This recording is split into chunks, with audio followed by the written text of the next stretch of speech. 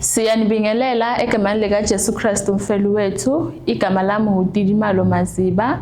Sizofunda isifundo sethu lesson 9 namhlanje. Angihambi ngingedwa, ngihamba nomzalwane, ngicela naye azazise. Ngiyanibingelela babukeli.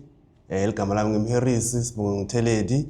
Sizoyenza isifundo sithembe ukuthi sonke sizofunda something njengoba siyasithatha kulesifundo. Phambi kokuthi sicalise isifundo sethu sothi sithobe emakhanda sithandaze.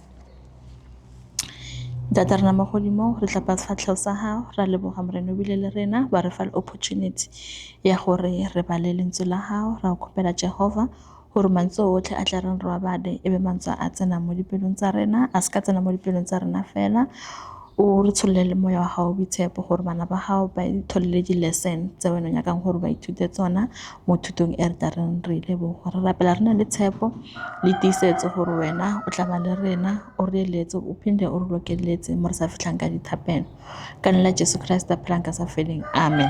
Amen. Isihloko sesifundo sethu sithi umsebenzi kamoya oyingcwele. Verse lethu lekhanda silithola from John 16 verse 8 lithi, and when he is come he will reprove the world of sin and of righteousness and of judgment. Sithola manzi lapha ku spirit of prophecy athi, through the scriptures the Holy Spirit speaks to the mind and impresses truth upon the heart. Thus he exposes error and expels it from the soul. It is by the Spirit of truth working through the word of God that Christ subdues his chosen people to himself. Amen. Amen. Siyathola lana ke ukuthi uma sinawo umoya oyingcwele uyenza imanga ke umoya oyingcwele ithi uma ukhona umoya oyingcwele kithi siyakhona ukuthi sizwisise iqiniso sizwisise imibhalo ngalendlela uNkulunkulu afuna sizwisise ngakhona ithi siyakhona nokuthi uma senza okubi or senza okurong umoya oyingcwele unawo amandla ukuthi usikhombe ukuthi singene endleleni usebenza imanga kithi and futhi siyathola ke ukuthi uthi mawuqeda ke uJesu Kristu akhona ukuthi athobise abantu bakhe. Amen. Amen. Ingabe kukhona ofuna ukukuphawula? Okay. Sizongena ku Sunday ithi angeke nginishiye ningenayo umduduzi. Ithi lapha abafundi baka Jesu Kristu bebanobunzima uma uJesu Kristu azobashiya. Yini lobunzima bebanawo? So lana kuze sithole ukuthi like lobunzima lobebanawo bebuyini sitofunza like mavi lesathola lapha ku John 16 verse 1 sofika ku verse 3 and then ifunza ngalendlela ithi lana, these things I have spoken unto you, that all of you should not be offended. They shall put you out of synagogues. Yea, the times cometh that whosoever kills you will think that he does God service. And these things will they do unto you, because they have not known the Father nor me. So lana ke kuleli verse leli la John ke liyasikhombisa ke lobunzima lobutofesana ngelabafunzi baka Jesus Christ, because ithi kutofika isikhathi lapho ukuthi abantu batocabanga ukuthi because ngokubulala abantu labaphethe live laNkulunkulu bayenda umsebenzi waNkulunkulu bababulale and then babakhiphe even natuko emasinagogeni abo. So lokusho ukuthi ngamanye amagama batosikhipa even natuko amabandla ethu lapho sikhonza khona bathi thina senza umsebenzi omubi. So ngaleyo ndlela leyo bacabanga ukuthi benza umsebenzi omuhle. Okay, amen. Uma sichubeka phambili ke siyathola lapha ukuthi kukhona lokhu kwathenjiswa abafundi. Bathenjiswa ini and lento le beyizoyenzeka kanjani? So lana ke sithola ke mavi la vela lapha ku John 14 verse 18 afunza ngalendlela, I will not leave you comfortless, I will comfort you. Sho ukuthi lana ke siyathola ke ukuthi uJesu Kristu wabatshela ke abafunzi bakhe ukuthi angeke aze abashiye banganamdududi, kodwa utobana njani utota kubo, but angeke asaze eta kubo literally njengoba bekatile, kodwa through the Holy Ghost okanye ngomoya loyingcwele. Shows lo mdududu lo uNkulunkulu abathembisa wona ngomoya loyingcwele. Ukugcwalisela lapho-ke sofunda lapha ku-Spirit of Prophecy ithi Christ determined to give his representative, the third person of the Godhead. His gift could not be excelled. He would give all gifts in one, and therefore the divine spirit that converting, enlightening, and sanctifying power would be his donation. Lana-ke iyagqwalisela ukuthi uJesu Kristu wabathembisa-ke ukuthi angeke abashiye babodwa, uzothi abanike umoya oyingcwele okuzoba umduduzi kibo, and then angeke kube umduduzi kuphela, ithi uzabalethela ukukhanya umoya oyingcwele, and then uzawuthi aguqule futhi nenhliziyo zabo. Amen. Amen. So futhi again lenye into lesitholako maybe before siyaphambili, especially lapha kule question yaka A, I think ibaluleke kakhulu bayimention ngala Spirit of Prophecy.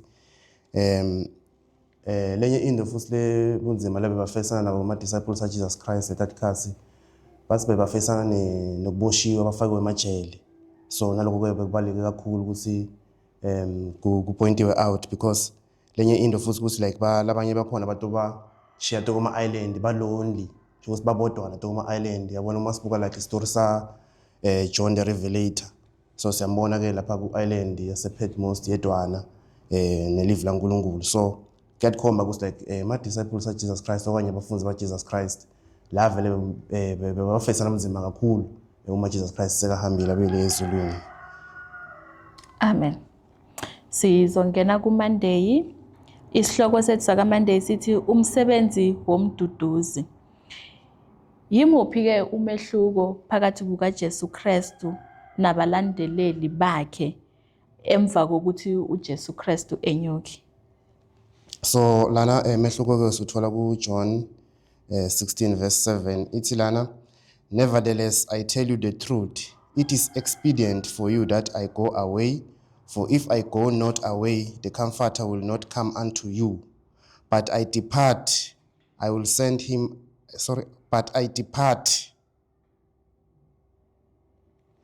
I will send him unto you.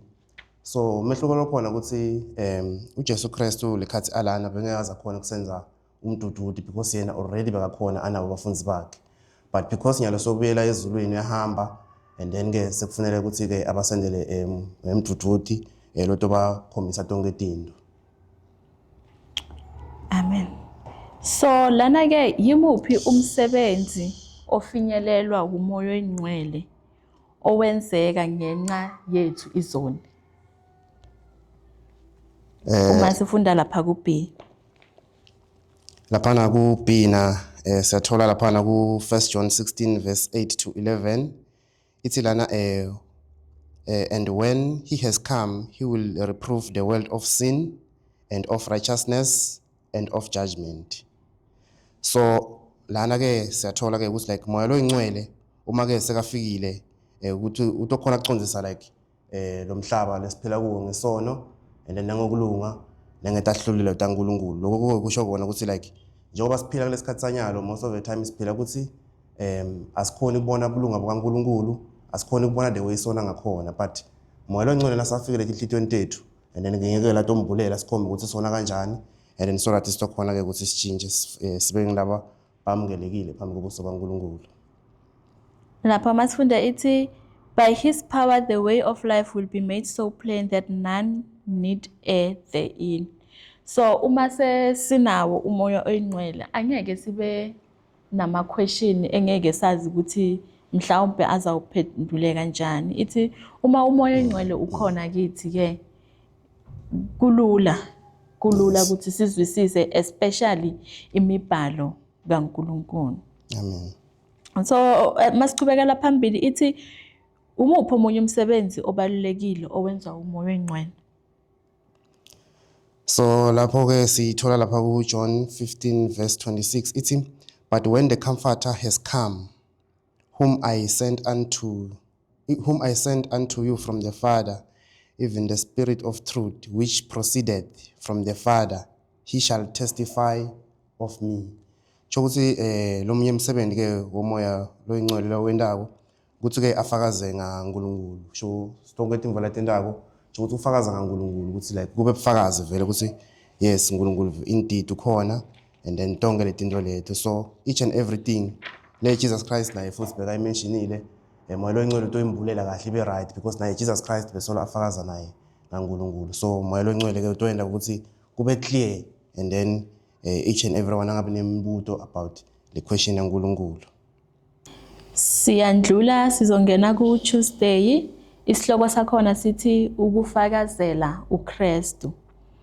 Manje ke ngaphandle komoya oyingcwele ngubani omunye ozofakazela ofakazela uJesu Kristu? So la kule moya wesiprofeto ke siyathola ke ukuthi nathi ke lokuthi samukela Jesus Christ and then samukela moya lo ingcwele ukuthi angene kithi and then nathi ke siyafakazela moya lo ingcwele kudo tonke izinto lesitendako uma kuthi sikhera uNkulunkulu kudo tonke izinto lesitendako sihamba naye and then lokho ke kuba bufakazi impilo yethu lesiphilako and then lokusikuvetako ebantwini and then konke lokuma kubonakala nama fruits lawa akamoya and then kusho bona ukuthi nathi ke sifakazela uNkulunkulu ngaleyo ndlela leyo. Okay. Uma sifunda lapha ku John 15 verse 27 ithi and all of you also shall bear witness because all of you have been with me from the beginning. Ukuqalisela kuloko umzalwane beka sakushilo ukuthi sonke ke nathi sinako ukuthi singafakazela umsebenzi kaJesu Kristu. Ithi konke la siyakhona yonke into esiyenzayo kwamele kube nomehluko ukuthi lo muntu sewamkeliswe umoya oyingcwele nomuntu sewuhamba ngendlela kaJesu Kristu. Ithi abantu kwamele babuze or babone ngalendlela wenza ngakhona izinto ukuthi mara lo muntu lo ungathi wenza izinto different. Lo muntu lo ungathi uholwa umoya oyingcwele. Akayenzi izinto njengabanye. For instance emisebenzini yenza example ngabantu abasebenzayo if uku-business kwamele kube nomehluko ukuthi mara wena i-business yakho we-run differently from abanye abantu. Emsebenzini ngalendlela uziphatha ngakhona kwamele kubonakala ukuthi uziphathisa njengomuntu ongumKristu. Amen. Amen. Siyandlula ke siya ku B.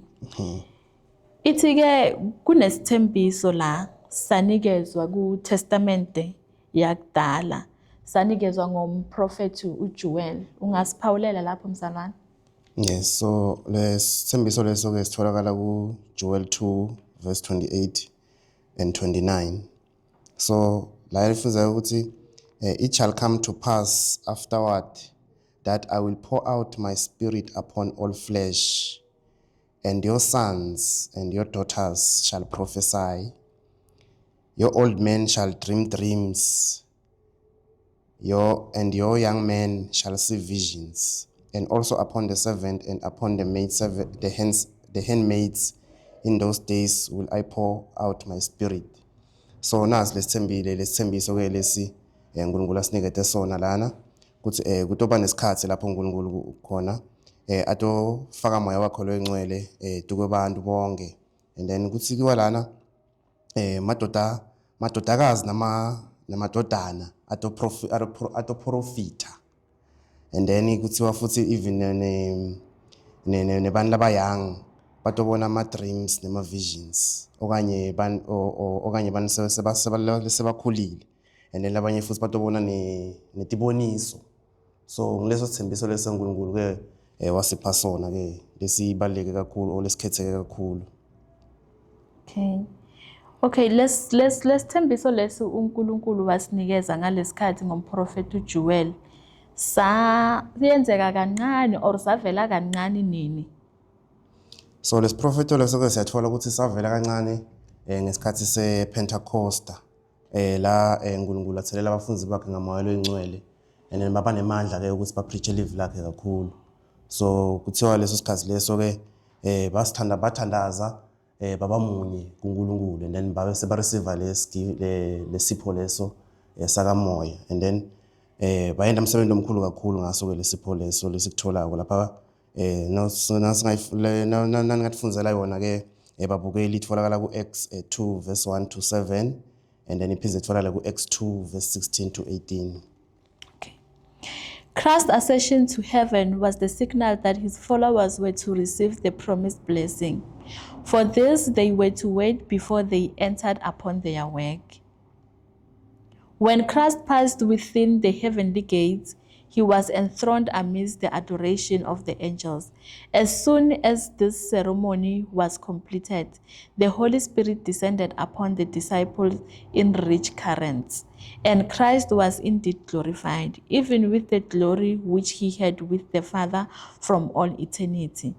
The Pentecostal outpouring was heaven's communication that the Redeemer's inauguration was accomplished. According to his promise, he had sent the Holy Spirit from heaven to his followers as a token that he had, as priest and king, received all authority in heaven and on earth, and was the anointed one over his people. So lana siyathola ukuthi bathe maba uJesu Kristu makaqeda ukuhamba ahambe ayezulwini, ithi abafundi bakhe bayamukeliswa ke umoya ongcwele, njengoba bekashilo ukuthi angeke nginishiye ninodwa kodwa nizonishiya nomoya ongcwele ukuthi asale abe umduduzi wenu. Ithi bekucacile ke ukuthi abafundi bakaJesu Kristu banawo umoya ongcwele. Even nangesikhathi saka Pentecost leso umzalwane aqeda ukuchaza ngaso ke, ithi lapho uma kwenzeka lo umsebenzi lo, ithi kwacaca ukuthi umoya oyingcwele ukhona kuleyo ndawo. So sithola isifundo lapho ke ukuthi nathi uma sinawo umoya oyingcwele kwamele kucace empilweni zethu. Njengoba kwacaca ePentecost ukuthi umoya oyingcwele ukhona, nathi enkonzweni zethu kwamele kucace ke ukuthi manje umoya oyingcwele ukhona. Sizochubekela ku-Wednesday ke icacisa kabanzi ke ukuthi sizobona ngani ukuthi umoya oyingcwele ukhona na. Ithi isihloko sakhona Wednesday ithi ezinsukwini zethu.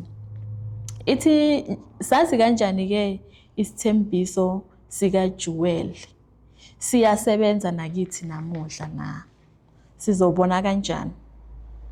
Okay, sitobona kuthi sitobona kanjani kahle kahle itholakala ku-Acts 3 verse 19. Ithi lana repent all of you therefore and be converted, that your sins may be blotted out, when the times of refreshing shall come from the presence of the Lord. Shokuthi lana uma singagucuka and then sitshintshe tukwe tonotifu lesitendako and then sigucuke, and then lo moya longcwele ke utoba uba lakithi, and then ke sitobonakala like ngalethi imvo lesitendako ukuthi yes lo moya longcwele ulakithi, but imvo lekhona kufuna aqale siphenduke, and then lokho kusho khona ukuthi like lo moya longcwele even namuhla kithi usa apply njengoba wafika tukwelanga lePentecost tukuma disciples Jesus Christ. So sobona kanjalo ke ukuthi like lo moya longcwele usa apply even nakithi. Lana ke okunye ukugqwalisela siyathola ke ukuthi ngamunye kwethu sinikezwe irresponsibility ekwamukelisweni umoya oyingcwele. Ibandla lingahlala lingamukelisa umoya oyingcwele ngenxa yami ngiyi-1. Ithi kwamele senze exactly ngalendlela uNkulunkulu athi senze ngakhona. Ithi if umuntu oyi-1 wenza into zakhe aphinda abuyelana enkonzweni aqhubekise umsebenzi kaNkulunkulu, kuzobonakala ngokuthi singawutholi umoya oyingcwele. Ukuthi asiwutholi or asiwutholanga umoya oyingcwele sibona ngani? Sizobona ke ngokuthi umsebenzi kaNkulunkulu kubonakala ngazathi siyasebenza but akubi nokuya phambili. But uma sesiwutholile umoya oyingcwele, ithi sizobona ukuthi la siyofika khona sishumayele khona abantu bazothi baguquki. Imisebenzi yokuhambisa ivangeli esiyiplenayo or esithi siyayenza sizobona ngokuthi iqhubekele phambili. Sizobona lapho ke ukuthi indeed siyamukeliswe umoya oyingcwele and umoya oyingcwele uyasebenza kithi. Kodwa singakhohlwa ke ukuthi kukithi ukuthi siyamukeliswa umoya oyingcwele. Abafundi bekukhona lokhu bekumele bawenze ukuze bakhona ukuthola. Nathi ke kukhona lokhu kwamele sikwenze ngamunye kwamunye. Kwamele sihambe sizihlole ukuthi ingabe sizahamba endleleni lekwamele sihambe kuyo na. Kanjalo-ke siyothi samukeliswe-ke umoya oyingcwele. So chubekela phambili ku question B ithi yona kuyini okumele kusikhathaze namuhla futhi yini ke okumele sikhulekele kakhulu. Okay, kuze sithole lapho ke sizofunza John 16 verse 12 to 14. Ifunza ngalendlela ithi I have yet many things to say unto you, but all of you cannot bear them now. Nevertheless, when he, the Spirit of truth has come, he will guide you into all truth. For he shall not speak of himself, but whosoever he shall hear, that shall he speak, and he shall show you things to come. He shall glorify me, for he shall receive of mine, and shall show it unto you. And then ngalaphana ku Zakaria ke 10 verse 1 ithi yona ask all of you of the Lord rain in the time of the latter rain. So the Lord shall bring clouds and give them showers of rain to everyone grass in the field. So njengoba like lo mbuto ubuda lana ukuthi yini ke la kumele isiconcern namuhla kakhulu. So imvole kumele isiconcern kakhulu kufuna concern ukuthi like ngabe nje sinaye moya loyingcwele naye enhlitiyweni yethu. Kufuna like sithi bude le question leyo because uNkulunkulu lana uthi uma nje singamcela yena sicele the Holy Spirit uyawusipha kakhulu. And then ngithanza ngalaphana ku Zakaria khona ithi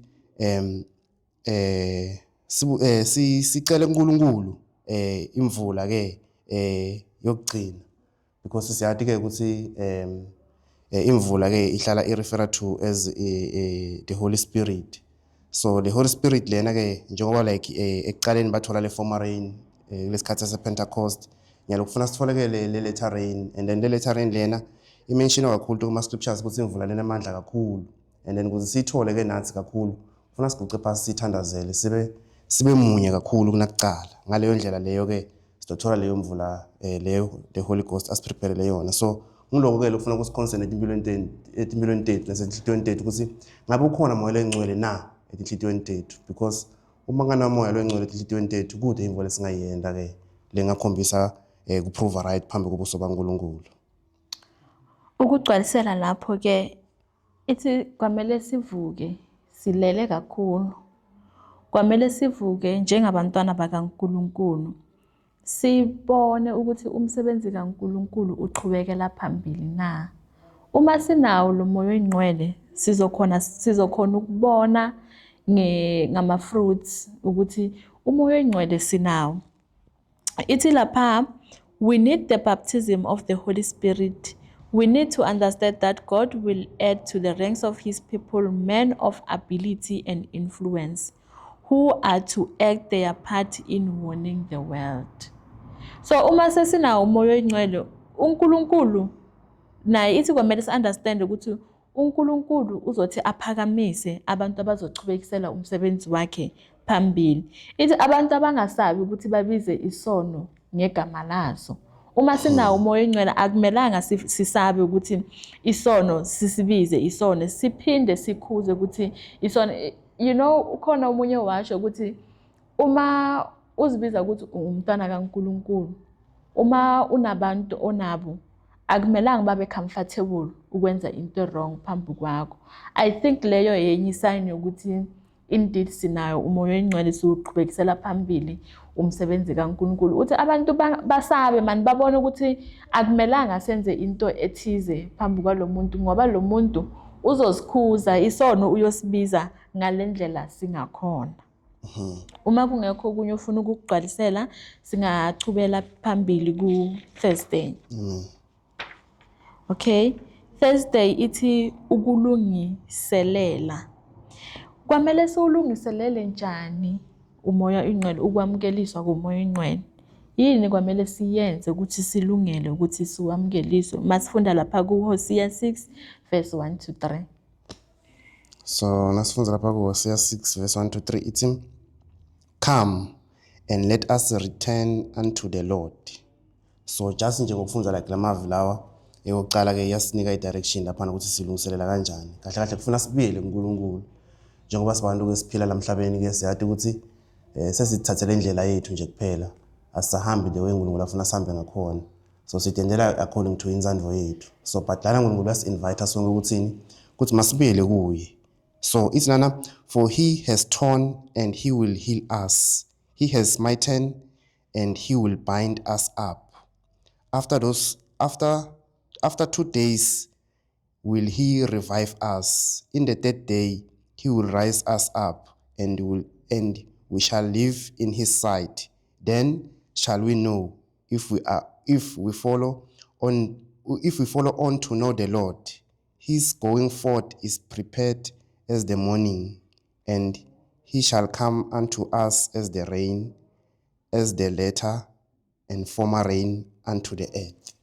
So uNkulunkulu njengoba chito ukuthi uyasinvite ukuthi site kuye, masicele tonke timvo tethu and then sibele kuNkulunkulu. Ngale ndlela leyo ke kukhombisa khona ukuthi siyaprepare ukuthi sifuna ukuthi prepare ukuthi si receive lo moya loyingcwele loNkulunkulu asilungiselele wona. So kuta kuNkulunkulu ke kunendlela yakhona ke lesita ngayo kuNkulunkulu, and then kufuna sende njani uNkulunkulu uhlala asikhutha njalo ukuthi masigcine nemithetho yakhe. And then uma sitogcina imithetho kaNkulunkulu sibuye kuye, and then sibe ready ukuthi like ready ukuthi singakhona kenda umsebenzi wakhe ngale ndlela leyo uNkulunkulu utosamukela, and then ke so usinikeza lama duties ethu, and then so sithela lo moya loyingcwele ukuthi sigijime so preacher kulo lonke live.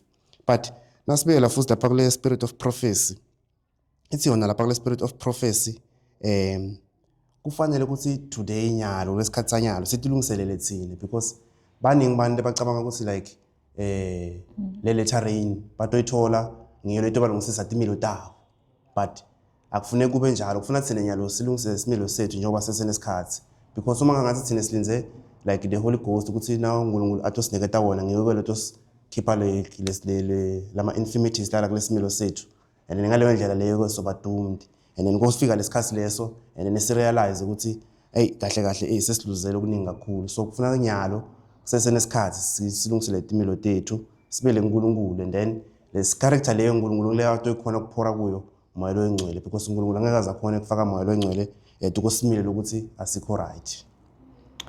Uma siphawula futhi lapha ithi, I saw that many were neglecting the preparation so needful and were looking to the time of refreshing and the latter rain to feed them, to stand in the day of the Lord and to live in his sight. Ithi manje isikhathi sokuthi silungiselele, and asisithathi serious ukuthi silungiselele isikhathi sokuthi samkeliswe umoya engcwele. Njengoba bekashilo umzalwane ukuthi ngaleso sikhathi ke angeke kube mnandi, because khona abantu bazitshela ukuthi automatically mhlawumbe bazothi bathole nawo umoya ongcwele kanti bayazikhohlisa. Ithi those who refuse to be healed by the prophets and fail to purify their souls in obeying the whole truth, and who are willing to believe that their condition is far better than it really is, will come up to the time of the falling of the plagues and then see that they needed to be healed and squared for the building.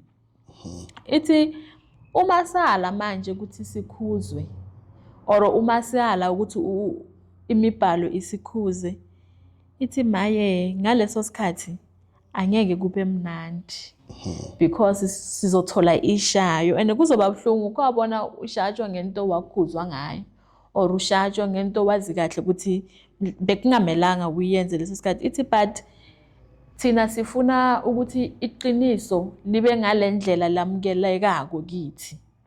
Asifuni ukubheka ukuthi iqiniso kwamele libe yiqiniso, lihlale yiqiniso ngaleyo ndlela. Uma sichubeka futhi ithi but there will be no time then to do it, and no mediator to plead their cause before the Father. Ngaleso sikhathi angeke kube nomuntu osicelelayo or umuntu osincengelayo. So yisi isikhathi manje sokuthi silungiselele, sithathe konke imibhalo ethi siyenze, sivume futhi ukuthi umoya oyingcwele usebenze kithi. Amen. Ngabe kukhona okunye ufuna ukukuphawula mzala wami? So into just lengayisho lana ukuthi lapha ngase kulomoya wesiprofeti futhi imvule bayi-emphasize kakhulu futhi lapha ekugcineni bathi njengoba sicetha kusho ukuthi ngeke ukude umuntu uthola lo moya loyingcwele beside ukuthi overcome i-pride, selfishness, uthambo lomhlaba, which is something lokuthi isilimata kakhulu thina sibantu siphila la emhlabeni. Sithanza imvo emhlaba kakhulu, inhliziyo yethu efathi sengahlanzeki. So uNkulunkulu ngeke aza khona ke kusifakela lo moya wakhe loyingcwele lapho ukuthi inhliziyo yethu isagcwele imvo emhlaba kakhulu. So kufuna sitshintshe ke sigucuke and then uNkulunkulu osipha umoya wakhe loyingcwele. Amen. Amen. Siyabonga ke ukufunda ilizwi lakaNkulunkulu. Isifundo sethu sizothi siphelelana ongathi inkosi ingabusisa ukufunda kwelizwi layo. Amen. Amen. Sizothoba amakhanda sicele umzalwane Harris asivalele ngomthandazo. Baba wethu wasezulwini, dala izulu nemhlaba. Sibonga lithando lakho Nkosi lokusipha amava akho Nkosi lavela ekhaya ezulwini. Sicela Nkosi ukuthi nabo labe babukele lesifundo Nkosi, nabo batholele ukuthile Nkosi lokushintsha inhliziyo zabo. Kanye Nkosi sicela ukuthi sonke usiprepare for lo moya wakho loyingcwele Nkosi losatosipha wona. Sicela ukuthi kumunye nomunye wethu kungenelele wena Nkosi ukuthi sibe nale nshisakalo nathi ukuthi sifuna ukutshintsha sigucuke so that Nkosi sitothola leti busiso tamoya loyingcwele. Siyabonga Nkosi ukuthi ube nathi kwaze ukuthi ufike kulesikhathi sanyalo. Konke lokho Nkosi sibonga sinethemba ngegama lelihle lomfowethu Jesu ophilayo kuze kube phakade. Amen. Amen. Siyabonga babukeli, sicela nisijoine futhi ku lesson 10. Amen.